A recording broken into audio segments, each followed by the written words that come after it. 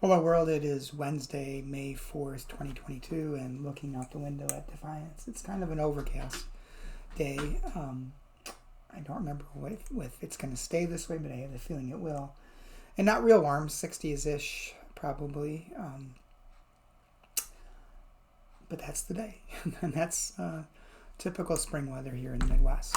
The devotion for today is entitled If You Say So, written by Mary Ludy.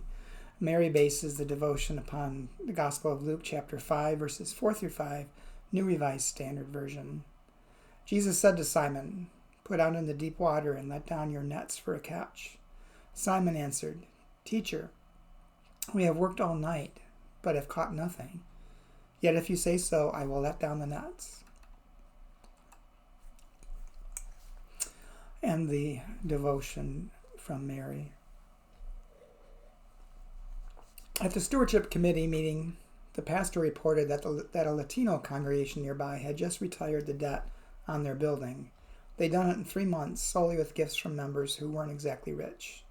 The stewardship committee had just announced they hit a pledging wall and wouldn't reach their goal. "You can't get blood from stones," they said.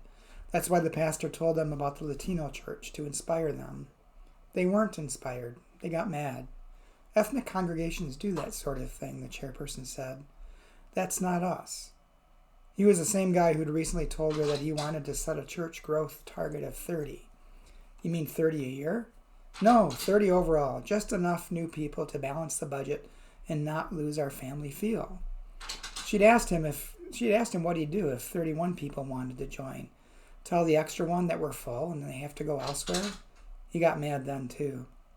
Not every congregation thinks small and aims low.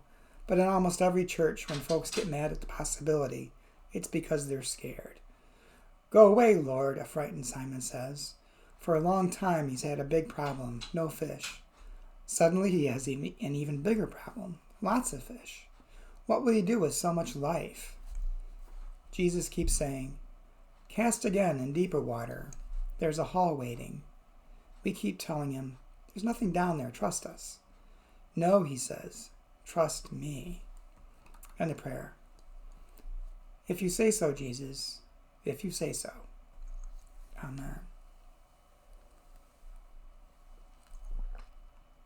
A few things this devotion brings to mind to me is, well, there's lots of different things that come to mind, but one of which is church growth and church support. I think our church has been very generous, and we really haven't struggled very much throughout the pandemic, for which I'm really grateful for. But the other thing is growth. I mean, we haven't, like most churches that I've talked to, most other pastors I've talked to are seeing the same thing, that since the pandemic, even though many have returned to in-person worship, the actual in-person numbers aren't what they were before the pandemic. And that's the same with us, too. And that gets into the thought of church growth. I mean, what is church for? I think that's the most important thing we have to work on, is what is our vision, and what would attract people to want to come to be part of this church. And having a vision and getting it out there and living it is an important part of that, I think. And the other thing is, with church growth, comes new people, and with new people comes new thoughts and ideas, and we have to be open and willing to adapting and changing and growing as new people come in. Because if we're resistant to anything new or different, or things that interest them or compel them to live Christian lives, if it doesn't sit well with us and we reject them, they'll go. We are never going to be back into our glory days. And I want to say that I think we have a rosier vision of what was than what actually was, too.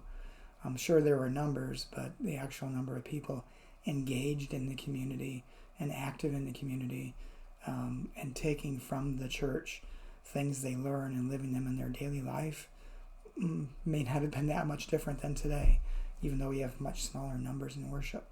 So there's a big part of that in this devotion is Trust Jesus. Trust the way. Even if things feel a little uncomfortable, trust Jesus. Hope you have a good day, and I hope to talk to you again tomorrow.